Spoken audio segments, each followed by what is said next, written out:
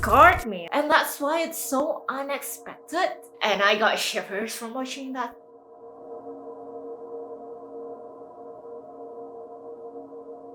Hi guys, it's Yume. Welcome back to my channel where I talk about anime and things I love. Now, today I want to talk about 5 deaths in anime that is very impactful and memorable that we can feel it until today. For most part, in shonen anime, not many people or not many characters died. People could get thrown out of buildings, get in a very bad fights with monsters, and they'll be fine by the next episode most of the time. But there are, in my mind, these 5 characters whose death are very, very memorable, impactful, and also quite surprising that the author actually follow it through. Number 5. Can you guess? I put Nina Tucker from Full Metal Alchemist.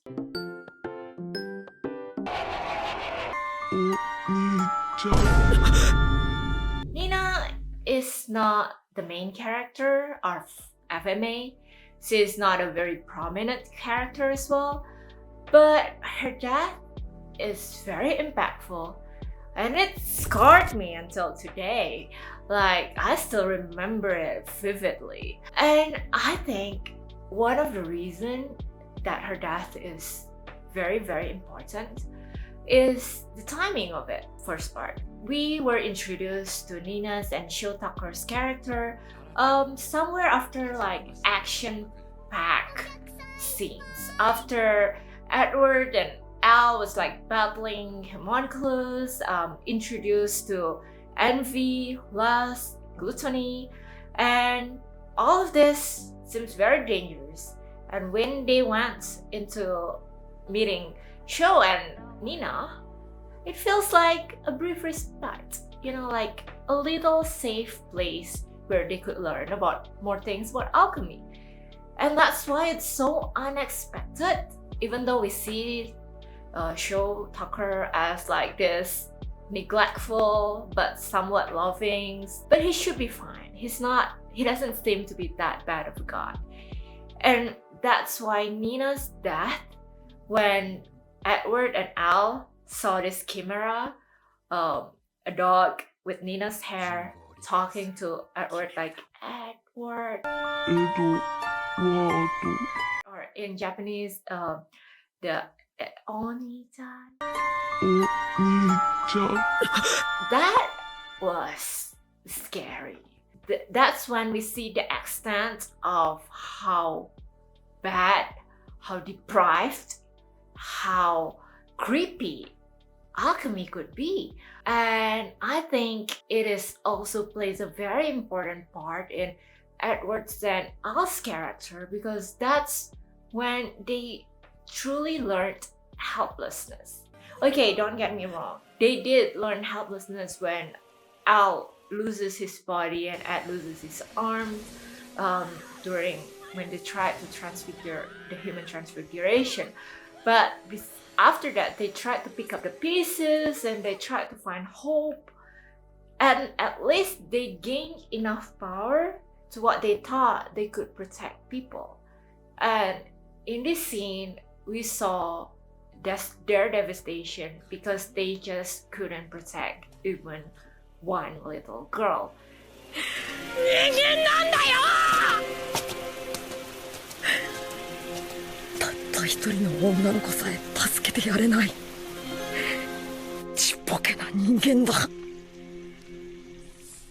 And that's why this sadness, this devastation is really important, and to the development of their character and also to the shock value of the anime itself.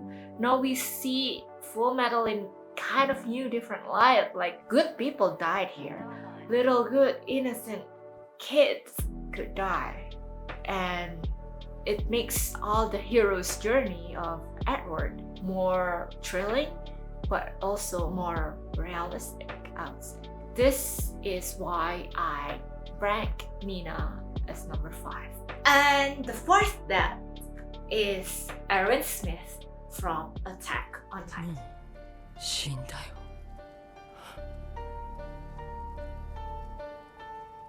そうか。 And Erwin, I hesitate to call his death tragic because it feels to me like it would be dishonoring his sacrifice.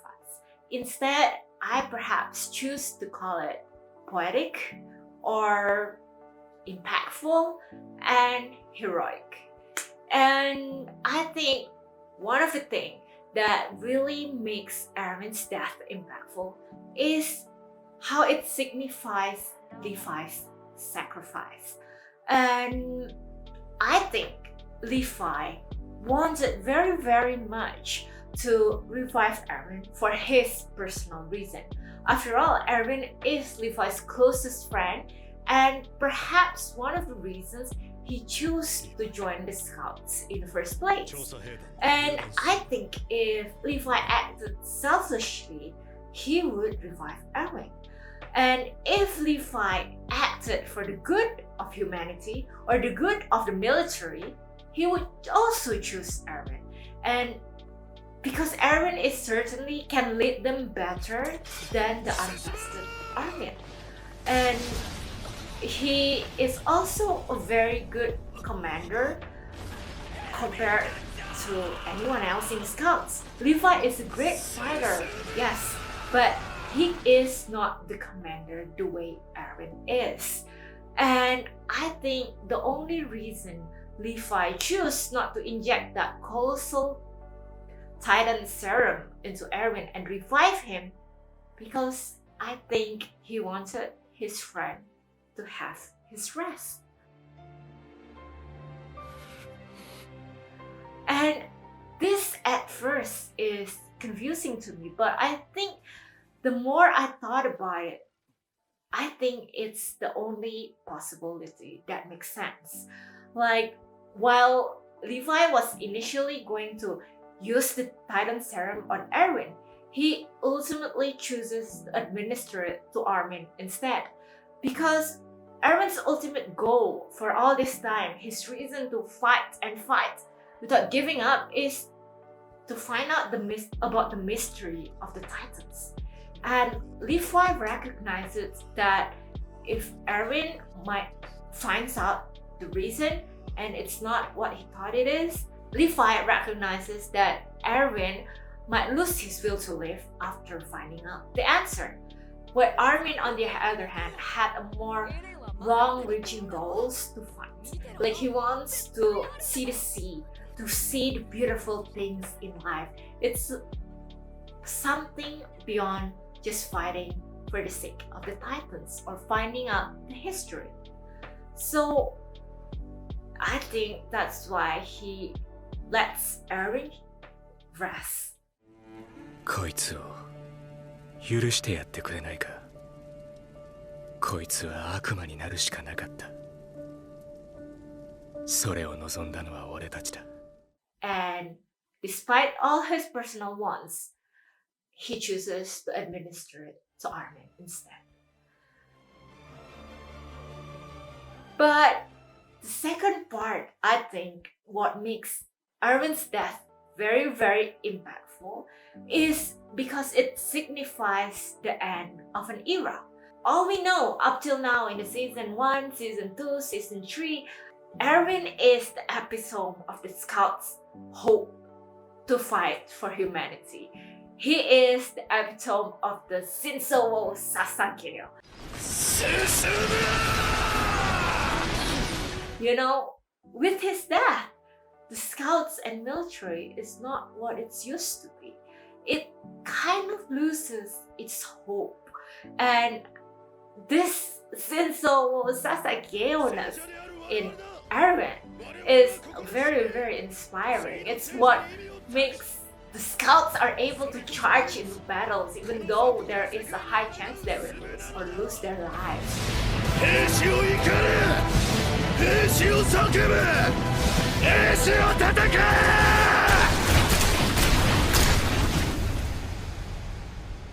And this amazing dedication is what draws us to the fandom and the scouts in the first place. To have hope against all odds, to fight for what you believe in, to fight for your life. And with his death, it signifies the end of all of that. And we see that moving forwards after his death, the story becomes significantly darker. The tone of the anime, the manga, it was dark, but it just gets a lot darker. And that's why I think Erwin's death is one of the most impactful anime deaths in history. Let's move to number 3. I vote for Lelouch from Code Geass.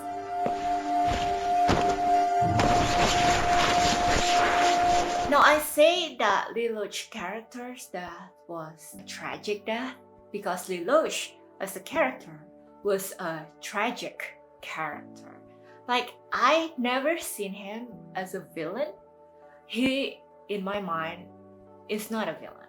Even though, yes, he did bad things, yes, he manipulated the whole world, yes, he killed so many people, but he did have his reasons to do that.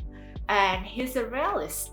He knows that he cannot win against Britannia by like shaking hands with people and like hugging people. He needs to do what he has to do. Even when he passed the point of no return, well, he accidentally like ordered Euphemia to kill and massacre the whole Japanese administrative zone.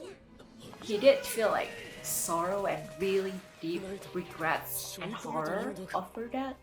And that's why I don't think he's like a full villain. His zero requiem, his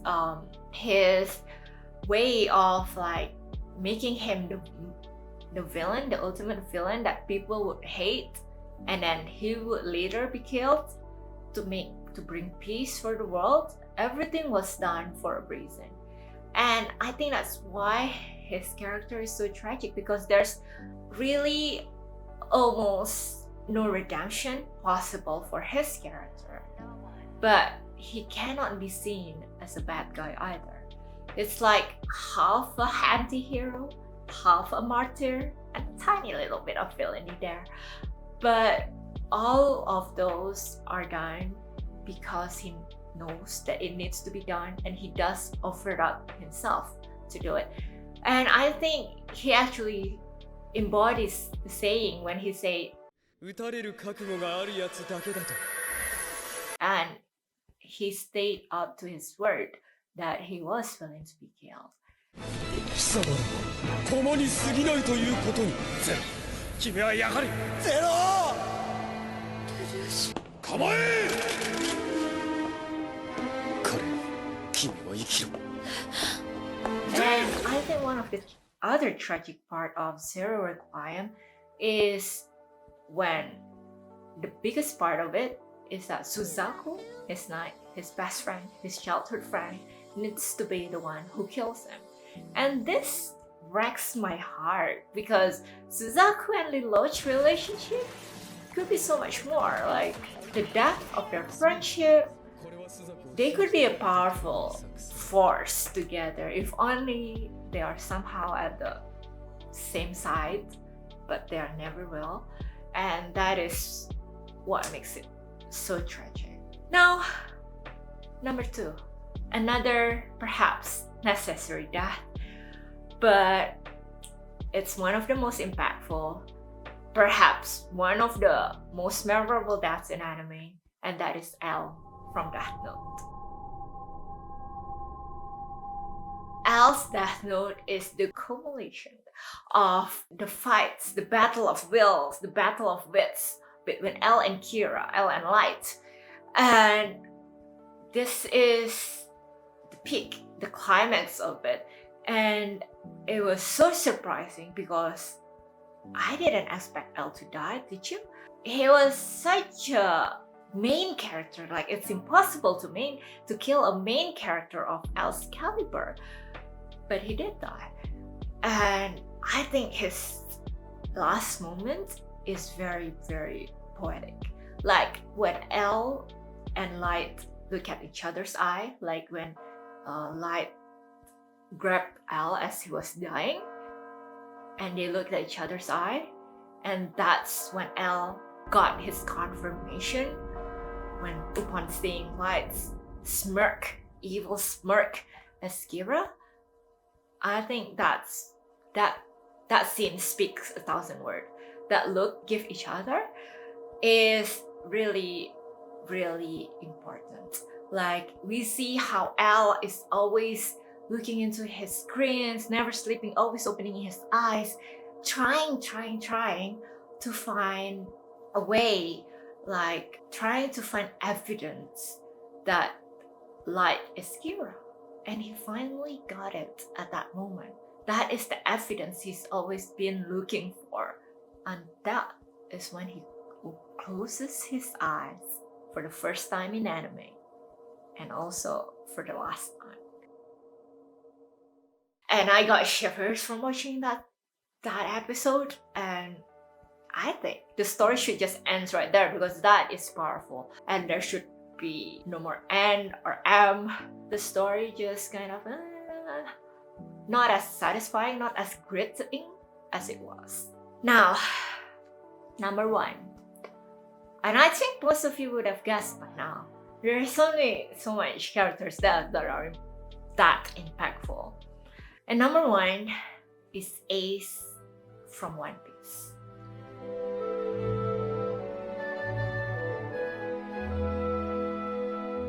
Now, Ace's death is a death that I couldn't believe happened. Because the build-up was so good. It hit so damn hard because Luffy went through so much struggles to save him. He fought through Impel Down, get so many people involved, so many people are rooting for him. It felt like the culmination of something big, like a very big victory at the end, and we didn't get that.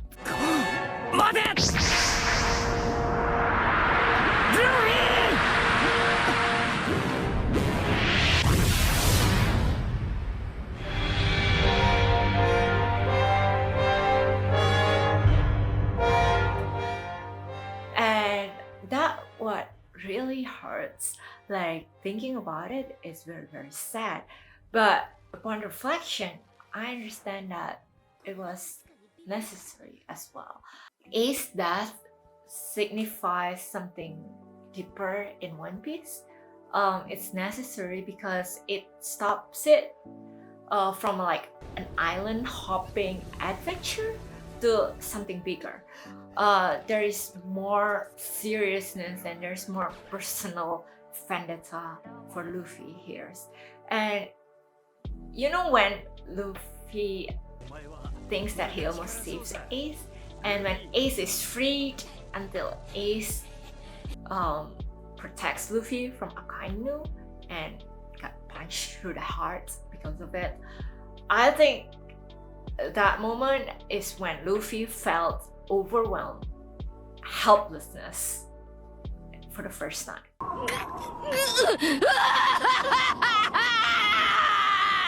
Because before this, I think he lost a few times, but it was all good. Everything worked out. He could just rise up again, hit the opponent harder, try his best again, and everything always worked out before this. And this is why, from a storytelling perspective, it sparked a very big motivation for Luffy to get better, and also a sense of like maturity, because that's the first time he felt that much of a loss. And also from another storytelling perspective, I guess Akainu sets up this arc of like this imminent vendetta in Luffy, that this imminent clash between the Straw Hat and the Marines at some point. And it will be big because this is Luffy's personal vendetta. Before this, he battles antagonists because they're like sociopaths and he wants to save people. He doesn't really do it for himself, but now he actually has something that he really needs to get his revenge on. I think that's powerful. I think that is just necessary, and it was beautiful and tragic. But I still can't believe it happened, you know? Like, I know all these things. But it's still sad. It's one of the most shocking deaths in anime. So anyway, guys, those are my 5 top most impactful deaths in anime. What are yours? Do you agree with any of them? Or do you have anything that I didn't mention before? Please let me know in the comments. Thank you for watching, and I hope you can subscribe to my channel. See you later!